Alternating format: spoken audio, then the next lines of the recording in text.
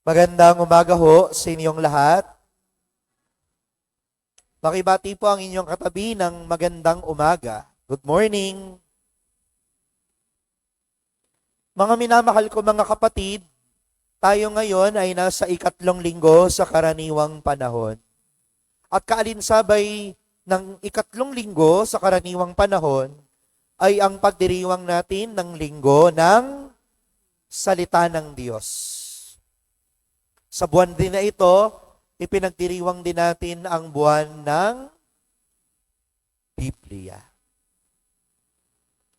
Mga minamahal ko mga kapatid, tandaan natin, sa ating pananampalataya, napakahalaga din ng salita ng Diyos. Hindi lang ito sasabihin ng ibang relihiyon. Sa atin din, pinapahalagahan natin ang salita ng Diyos. Kaya nga buong buwan ng Enero at meron pang nakatakdang linggo para lamang sa salita ng Diyos. Hindi lang ang banal, hindi lang ang Eucharistia. Kaya nga ang sabi sa amin sa seminaryo, the table of the Eucharist and the table, kahit hindi ito mukhang lamesa, no? The table of the Word of God is in equal footing. Pantay. Kung paano natin pinapahalagahan ang Eucharistia, ganun din dapat ang salita ng Diyos. At mga kapatid, una, ang salita ng Diyos ay nasusulat sa Biblia. Kaya mahalaga, mga minamahal ko mga kapatid, una, binabasa ang Biblia. Ang tanong, binabasa ba natin ang Biblia? Amen. O diba? Walang makasagot. Kung hindi binabasa ang Biblia, ano ginagawa nyo sa Biblia nyo? Naka-display. Nakatanghal lang sa altar. Para bagang figurin. No? Para gabang palamuti lang ng bahay ang Biblia. Mga minamahal ko mga kapatid, ang Biblia hindi dinidisplay. Ang Biblia, binabasa. Sino nakikinabang ng Biblia? Sino nakikinabang ng Biblia? Anay, bukbok. Alam nyo, kung makakabasa lang siguro yung gagamba, baka mas may alam pa yung gagamba kaysa sa atin. Bakit? Di ba? Karaniwan, may mga sapot, may mga alikabok. Kung makakabasa lang yung langgam, yung bukbok, tsaka yung anay, siguro kabisado nila yung Biblia kaysa sa atin na marunong bumasa at marunong umunawa ng binabasa. Yan ang nakalulungkot na realidad ng ating buhay, lalo tigit sa ating pananampalataya, sa ating simbahan.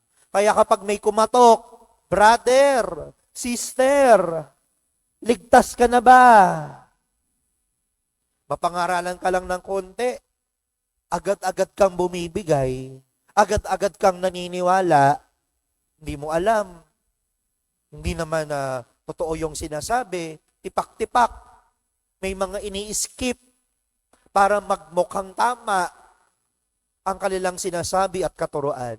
At para magmukhang mali ang ating pananampalataya. Palaging sinasabi, mga rebulto, palaging sinasabi, huwag kakain ng ganito, huwag kakain ng ganyan. At marami pang mga bagay. Kung talagang hindi tayo nagbabasa, hindi natin masasagot. At talagang makakahalina, no? Sasang-ayon ka sa mga sinasabi nila. Pero kung tayo nagbabasa, alam natin kung paanong sasagutin. Ay brother, hindi tama yung sinasabi mo. Nasusulat. Ba? Katulad yung sinasabi nila, no? Nasusulat. Kasi alam mo, dahil ikaw ay nagbabasa. Hindi naman nagkulang ang simbahan eh. Palagi naman namin kayong hinihikayat. Meron tayong mga programa, meron tayong mga seminar, meron tayong mga talk, Pag pinag-aral nyo sa Catholic school, merong subject tungkol sa Biblia. Pag merong lumapit sa'yo, si brother at si sister, inaimbitahan ka, uy, sama ka sa BBS. S. No? No? BBS. Basic Bible Seminar. Basic na nga lang eh. Sasabihin mo, ay naku, busy ako.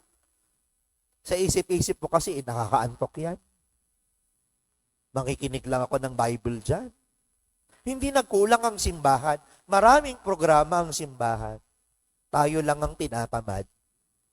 Tinatamad magbasa, tinatamad dumalo ng mga programa patungkol sa Biblia. Actually, meron na nga sa social media eh.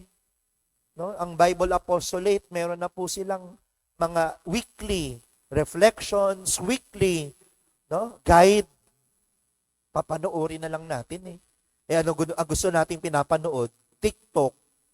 Anong gusto nating pinapanood? No? Mga showbiz. At kung ano-ano pang mga balita.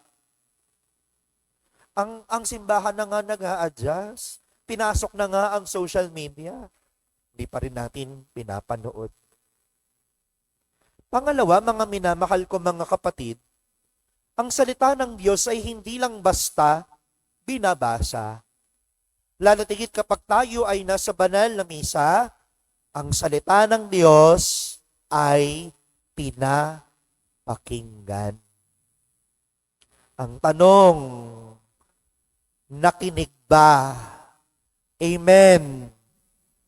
Lumakas ng konti Sige nga, tingnan natin. Saan kinuha ang unang pagbasa? Ayan na. Hindi na alam. Nehemias. Mga minamahal ko mga kapatid, ang tagal kanina. Naka-screen yung Salmong Tugunan. Ang tagal na hanggang gospel. Ang tanong, ano nga yung Salmong Tugunan? Salamat, Richie. No? Tsaka sister. Yung iba, paulit-ulit nating tinugon yun Hindi kabisado. Bakit? Anong ginagawa? Alam nyo, habang nagbabasa yung lektor, tinignan ko kayo, yung iba nakaganon. Nakatingin sa kawalan, nakatulala. Lumilipad ang isip. Nasaan ba isip mo? Iniisip mo kung saan ka kakain pagkatapos ng misa. Iniisip mo saan kayo gagala pagkatapos ng misa. Iniisip mo paano yung sinaing mo, yung nilabahan mo, bukas may pasok na ulit.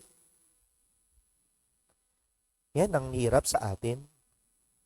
Yung iba naman, anong ginagawa? Kung saan-saan tumitingin. Titingnan yung chandelier, tinitingnan yung electric fan, baka mahulog. Safe na safe yan. Huwag kayong matakot dyan. Hindi yan final destination.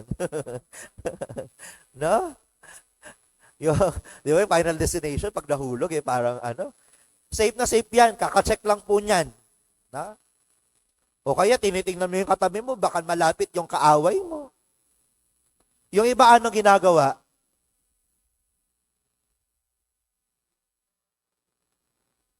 No? Pag mahuhulog na yung yung ulo, mukhang umuoo. Para hindi magmukhang natutulog. Yan ang hirap. Ngayon, nakikinig kayo sa akin. Hinuhuli ko kayo paano mamaya-maya? Pag mahaba na yung dasal ng pari, pag nagkokonsegra na yung pari, wala na, lilipad na naman ang utak.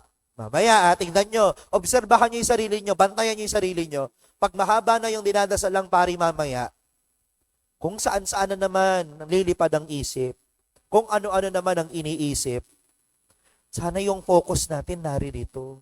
Makinig, mag-participate ng maayos. Sasabihin ng lektor ang salita ng Diyos. Sagot mo, salamat sa Diyos.